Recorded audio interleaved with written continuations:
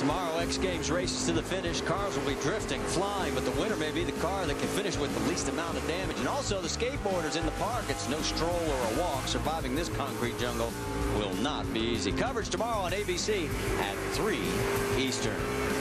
Back here, there is Kevin Harvick. He is duking it out with Jason Leffler right now, and that is a battle for the 11th position on the racetrack.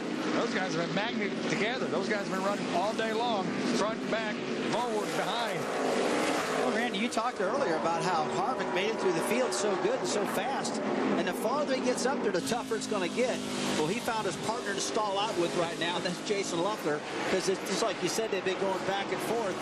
A guy in the move, though, has definitely been Kyle Busch. Kyle Busch has been making his way through the field, though, but he's starting to stall out a little bit also. While you're watching Kevin Harvick, and Harvick has had some great success in inaugural events. He won at Montreal and also won the first nationwide race at Kentucky back in 2001. He could become the first ever to win 3. And that's right. He has been working so hard himself, looking at Joe Gibbs cars during tech, saying, why are these cars beating my team? And he's getting closer and closer and closer. Marty, you know, Kevin Harvick made it here back in 2007, I believe it was, and he finished second to Joey Logano. Harvick was on the pole in a Campbell World East-West race and led all day long. And young Joey Logano got him at the very end, and Kevin finished second. So he's got some experience here, just like Kyle Busch does. I think Kevin will tell you he had a cylinder that wasn't working as good as all of 8 of Joey's. He only had 7.5. I remember he was talking about it. My motor laid down on me. I don't know how that kid beat me. That's what drivers always say. Well, we've talked about the inaugural races. Let's show you some of the data that we have compiled. And you can see there's Kevin Harvick's 2 wins at Kentucky and Montreal. We also should give a tip of the hat to our own Dale Jarrett. He won the first race ever at Homestead, Miami, way back in 1995. You know, every time we went to a new racetrack, I had to bring a backup because I crashed. I don't know why. It was a new racetrack. I'll crash. I tell you, I remember back then when Dale won that race in Florida. He spanked him that day. Dale Jarrett flat put it on him that day. And then, you know, that had to be a good feeling to win a race with that much prestige. First time we went to Miami, Dale got it. Take a look right now. There you see Harvick. He is all over Ricky Stenhouse on his back bumper. Now looking underneath as they go down into turn number 1 and 2. Over the bump of the tunnel. Down the backstretch. One of the things I've been noticing with Kevin, his car's not dropping off as much as everybody else's car. You know, the other guys are dropping off a half a tenth more than his is, and you can see him start working his way up to the front. Now, I'm watching the times right now. Brad Keselowski, Justin Allgaier, and Steve Wallace are pretty well settled in the top 3 positions. But Kyle Busch is catching up just a little bit at a time every single lap, guys. There's our race leader, Brad Keselowski. 2.1 seconds right now, his lead over Justin Allgaier. He has led 23 laps. Allgaier has led 35. Well, now, Rusty, he didn't practice yesterday in happy hour. And I heard those guys say, practice? Who needs practice? Well, he told us he wanted to save the motor. He wanted to save some tires. He just felt that good about his car. And I'll tell you, every time I quit early, it never works for me. It's worked for him, though. Well, here's a guy that's not quitting right now. Kyle Busch has moved his way up to 4th. He got around Scott Wimmer. His next target is Stephen Wallace. But as you notice, there's a bit of a gap now between the top 5 as this run has gotten a little bit longer. As Kyle Busch is 4th, about a second behind Stephen Wallace in 3rd.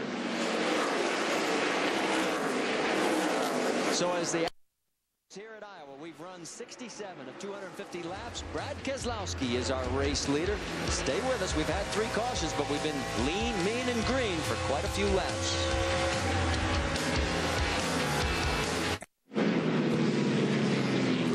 Back under our 4th caution at the Iowa Speedway, and Eric Almirola has just racked up his 2nd car of the weekend. The first one wasn't his fault. He got swept up in some oil. And this one, we haven't seen the replay yet, but it happened up between turns 3 and 4, and there's a lot of damage in the front. Well, one of the things, when you see that right front all caved in like that, Rusty, this safer barrier has made that hit for a driver not that bad. And that car's tore big time, no doubt about that. You're right, though, Marty. I mean, Randy, when he hits the wall, it's a big impact, but nothing like it is when you hit concrete. Eric McClure will be our lucky dog as he'll get the free pass. Put 29 cars back on the lead lap, and there's Almirola making it finally back to pit lane.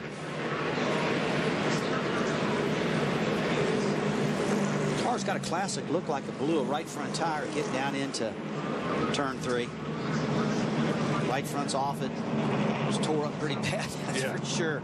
I mean, every time I see him wadded up like that, I mean, generally, a driver doesn't get loose going at the corner. He doesn't push the front end from the bottom clear up the top. That tire blows, and you clobber it, you can't do nothing about it.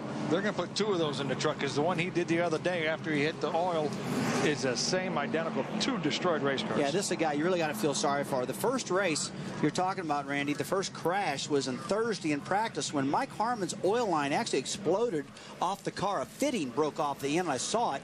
It dumped oil everywhere. And there was Eric Almirola behind it. He hit the oil and lost that car.